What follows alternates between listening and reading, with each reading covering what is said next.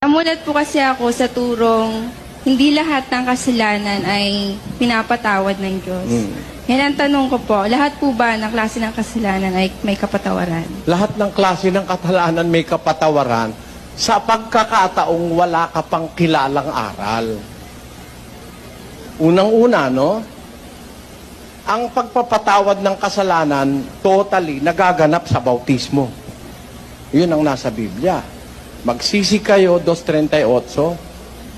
At sinabi sa kanila ni Pedro, "Mangagsisi kayo at mangagbautismo ang bawat isa sa inyo sa pangalan ni Hesukristo sa ikapagpapatawad ng inyong mga kasalanan. At tatanggapin ninyo ang kaloob ng Espiritu Santo." Yan. Ang kasalanan, pinatatawad yan, ultimately sa bautismo.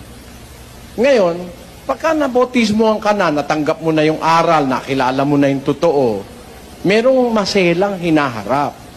Sa 26 ng Ebreo, pakilagay.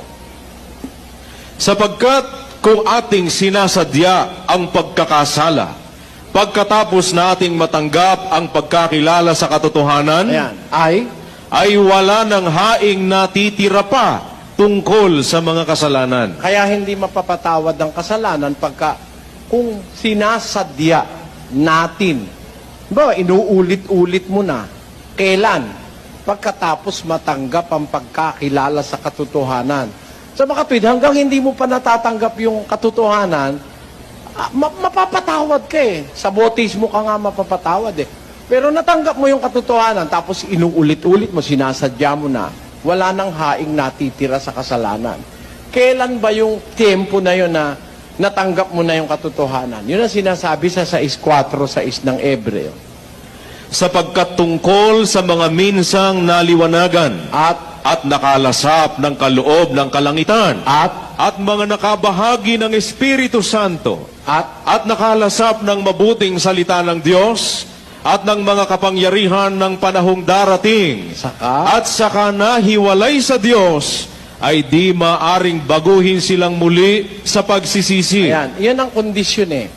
Minsang naliwanagan, nakalasap ng kaloob ng kalangitan, nakabahagi sa Espiritu Santo, nakalasap ng mabuting salita ng Diyos, at ng mga kapangyarihan ng panahong darating, saka ka nahiwalay sa Diyos, wala nang pagsisisi. So, yung salitang, lahat ba ng kasalanan pinapatawad? Oo. Bago na matanggap ang katotohanan. Bawa, lahat ng kasalanan nagawa mo, wala kang malay eh. Para kang yung magnanakaw halimbawang kasama ni Kristo. Lahat ng katulisan, pag nanakaw, kung ano-anong krimen ang ginawa. Pero pinatawad ni Kristo yun dahil hindi pa naman nakakakilala yun eh. Pero pag nakakilala ka na, pagka sinasadya mo kasalanan, kahit sugal lang yan, di ka na maging dapat sa Diyos. Pag inuulit-ulit mo na lasing ka na ng lasing, hindi ka maliligtas nun. Kailangan kasi kahit maliit lang na kasalanan, huwag mong ulit-ulitin. Bawa, lasing. Sabi ng Diyos, 3 Gs ng tito. Ito po ang sinasabi, ang taong may maling pananampalataya, pagkatapos ng una at ikalawang pagsaway, ay itakwil mo. So on the third, titiwalag mo na yon. Pagkatapos ng una at ikalawang pagsaway. Kaya kasi maliit lang yung kasalanan. Pag inuulit-ulit mo, ibig sabihin binabaliwala mo ang Diyos eh. Santiago 2:11. Sapagkat ang nagsabi, huwag kang mangalunya, ay nagsabi naman, huwag kang pumatay. Ngayon, kung ikaw ay hindi nangangalunya, ngunit pumapatay ka, ay nagiging suwail ka sa kautusan. May utos na huwag mangangalunya, yun din na nagsabi huwag kang papatay. Hindi ka nga pumapatay, nangangalunya ka naman, suwail ka rin. Di ba ganon? Halimbawa, yung nagsabing huwag kang maglalasing, yung din na nagsabing huwag kang papatay. Akala nung iba, ang mabigat yung huwag kang papatay. Hindi ka nga pumapatay, lasenggo ka naman. Araw-araw ka lasing, Lunes hanggang Sabado lasing ka. Pag Linggo, nasa simbahan ka. Oo.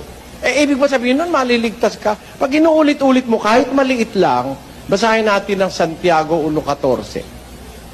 Kundi ang bawat tao ay natutukso pagka nahihila ng sariling masamang pita at nahihikayat Kung magkagayoy ang kahalayan, kung maipaglihi, ay nanganganak ng kasalanan. At ang kasalanan, pagkamalaki na, ay namumunga ng kamatayan. Eh kahit maliit lang yan, lalaki ng lalaki, lalaki ng lalaki. Mamumunga ng kamatayan. Dagat-dagatang apo yun. Kaya sa aming pagsasama-sama, talagang pagbawal ng lasing, bawal talaga. Kaya ganun yun, kapatid.